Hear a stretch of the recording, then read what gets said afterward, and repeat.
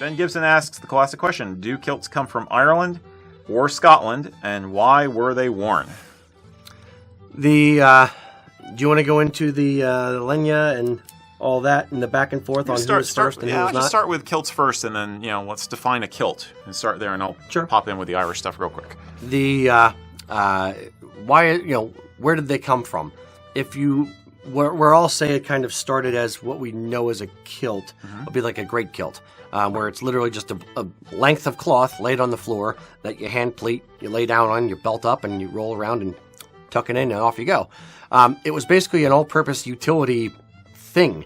It was a sleeping bag, it was a blanket, it was pockets, it was a hood, it was, whatever you needed it to be.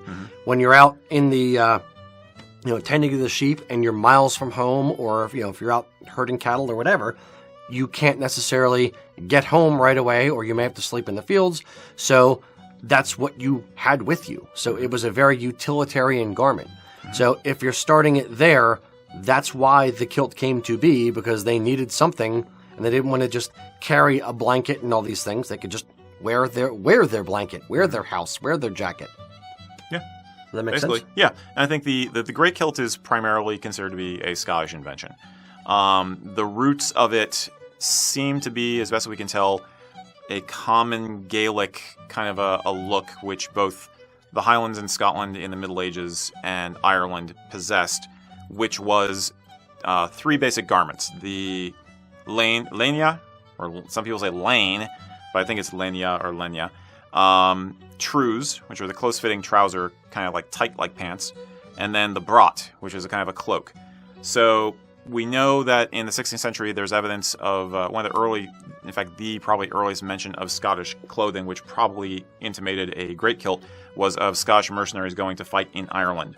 And the written account talks about how they're dressed in something similar to what the Irish wear, but not quite. And they have these large cloaks that they belt around their bodies, which is unusual. And that's probably the first mention of a great kilt. And that's from, I think, like 1520s. Okay. But the léine was basically a long tunic. That is the Irish contribution to world clothing. It was basically a long tunic. It varied in length and style over the centuries, but it was most famous as being the very long saffron-colored tunic, which went down to the knees, sometimes below the knees. Towards the later period, it had a lot more voluminous fabric in it, to the point that they were actually pleating it up in the back. And it had these very, very long sleeves, kind of like if you think of like a girl's princess costume dress with a really long, pointy kind of sleeves.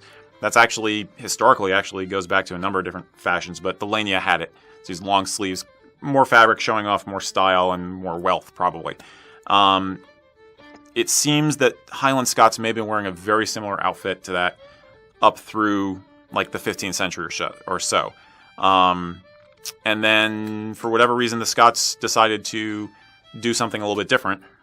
Both these cultures seem to like to go bare-legged, which I think is probably due to environmental conditions like mud and thistles and things, where it's just easier to have your legs open so you could keep your legs clean and not having fabric clinging to them. I don't know. If it was thistles, I would think that you'd want to wear pants. And not getting scratched up. Yeah. But if you're fording rivers and streams on a regular basis, maybe you wouldn't. Or if you're sweating a lot, maybe you wouldn't. I don't know how much you sweat in the Highlands. It's pretty cool. It's you know what I mean. Reasonably, yeah. I'm thinking more like water and things like that. I think it's water related. It'll dry off quicker. I think, versus if you think about brogues and bog shoes with all the holes and everything, so the water can drain out. I really think it's the water aspect. It's more comfortable too. Now, my personal opinion is that the brat, the mantle that both areas wore, but the Irish were more famous for, maybe that's what evolved into the great kilt. Like a brat's getting bigger and bigger and bigger, and eventually some guy's like, heck with it. I'm going to belt this thing and I'm going to wrap it around myself a little differently. That's my personal opinion. It's a slightly murky topic, but the earliest evidence we have for the kilt, the great kilt, is that Scottish 16th century. Matt Newsom, as usual, has a really good article on this stuff on his website called Almanac. And that's one place where I got my information from, and I highly recommend you read it. Cool. All right. Hopefully that answers the question. And then there's evolution of the kilt beyond that time period in Scotland. That's pretty much entirely Scottish. Yeah, and then once it gets cut into the half kilt or fheilidh, which is effectively the tailored garment that we're wearing today.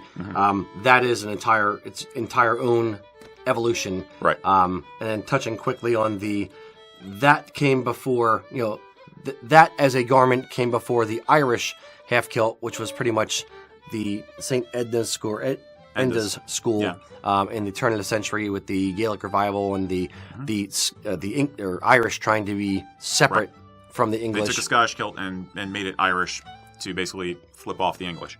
Yep. Essentially. Yep. And that's why the Irish kilts, traditional Irish kilts, and traditional meaning early 1900s, were solid color, and you still see saffron color and blue and green solid color kilts for the Irish. Yep. The Irish tartans were invented in the mid 1990s.